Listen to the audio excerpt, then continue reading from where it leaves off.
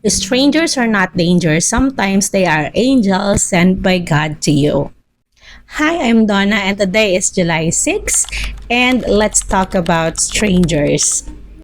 Dati, yung turo ko sa mga bata, strangers are dangers. Kasi ganun din yung treatment ko sa mga strangers.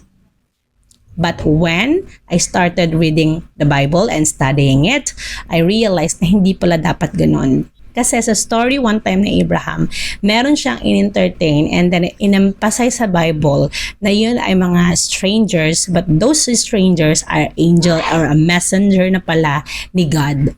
Therefore, sa ating buhay, hindi rin malayong mangyari iyon. Kaya naman, kahit in our society, we should treat danger as stranger.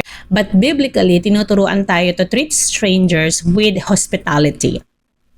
But also, regarding din dito, tinuruan din tayo to practice our wisdom. Para to recognize deceivers rin na nagpapakaanghel, but deep inside, demonyo pala.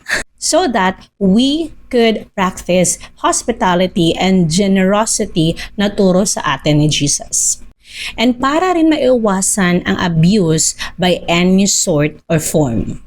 And hospitality is not just an environment of your home, but it most likely as a Christian, it is a state of your heart. So dapat sa heart mo meron kang hospitality not just sa mga people na close to you but also sa mga strangers. To be honest, it was very hard for me because I was raised as an introvert. Only child, bubbled inside the house, maraming bawal. So definitely lumaki ako na parang may treatment sa mga strangers na danger sila sa akin. Sa nakakakilala sa akin personally, alam nyo na hindi talaga ako pala kausap, hindi ako pala halobilo. Ako yung typical na tao na pag nasa party is nag-iisa sa isang sulok, hindi nakikipag-mingle, at dati ako yun. But when I became a matured Christian, I realized na yun pala is isa sa mga work ni Satan.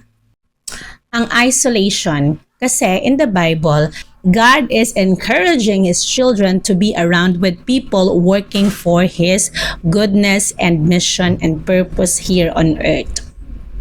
Kaya as part of obeying His command, I slowly remove my shelter and then go outside and be with people. But of course, with wisdom, kasi inutusan tayo to be with people, around with people, but not to blend with them. We are with them so that we can represent goodness, or we can represent the goodness and righteousness of Jesus through you. And again, that's another story to tell. Because in the Bible, Jesus loves to be with people, around people. Andun siya sa party, yung tinurn niya yung water into wine, parati silang nagbi-meet up, kasi ayun yung mission niya and ayun yung purpose niya. And as a Christian, that's our mission and purpose as well. But we should do this with wisdom and guide from the Holy Spirit. So, kwento time tayo. Now, every year, meron kaming activity na ginagawa during Holy Week. Tawag namin dito is nature walk.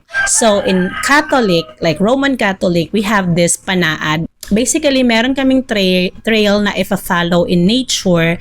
And then yung trail na yon, kada is may cross and then nag-station of the cross kami. Consistently for like 3 years. This year, sinama namin yung tatlo naming anak. Meron kaming 9 years old, meron kaming 7, and meron kaming toddler na 2 years old. Tapos yung toddler is bit lang namin ng aking husband sa courier.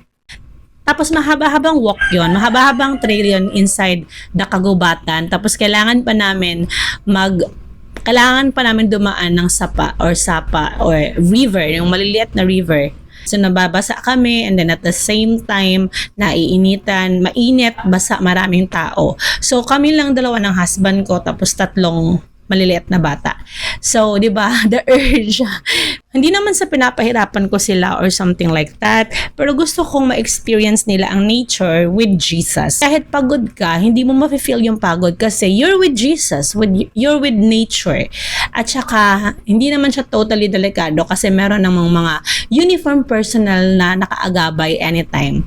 Siguro yung pace namin is like medyo mabagal kasi may bata kami. Tapos sometimes nagtatantrums yung 2 years old namin. Yung malalaki naming anak, walang problema doon kasi yung gusto lang nila is food. Kailangan may food, may water, galon. Tapos, mayroong mga times na may mga parang may mga strangers na lumalapit sa amin, nagbibigay ng pagkain. Yung pagkain malinis, nakapakpa. Nagbibigay sila ng pagkain na nakapakpa, malinis, binibigyan nila sa mga bata. Tapos naa-amaze ako kasi marami ring strangers. Merong mga trail na mahirap, slope, slippery. Pero alam mo yung merong mga taong tumutulong sa inyo kahit hindi naman mga personal or uniform personnel. So, namin physically kasi merong tumutulong sa amin. So, I realized those time na strangers are really not all danger. Sometimes they're angels sent by God or sent by God para tulungan ka sa iyong mga physical struggle. So, that what happened to us. So, we're so tired pero we're so happy and I really felt the presence of God during that time. Kaya nabusog man ang mga kids, kahit konti lang yung dinala naming food, nabusog sila sa snack kasi may nagbigay ng food, may nagbigay ng water, and then mayroon din tumulong sa amin along the way. May one time pa na yung sleeper or other sleeper ng second child ko, ng middle child ko is natangay ng malakas na agos. And then someone na stranger din is hinabol niya. Talagang nabasa siya kasi kukunin niya yung sleeper ng anak ko. So it was like, oh my goodness, that was Jesus. Thank you, Lord. So my point is that if you were like me na nag-struggle to be with people, just open your heart. Although people sometimes are the cause or main cause of your pain, but there are many people na kaya ring i-fix yung pain na yon. So do not close your heart to be with people. Do not close your heart to trust people. And let us all be a people person without the spirit of pleasing them. That's all for today. See you tomorrow. Bye!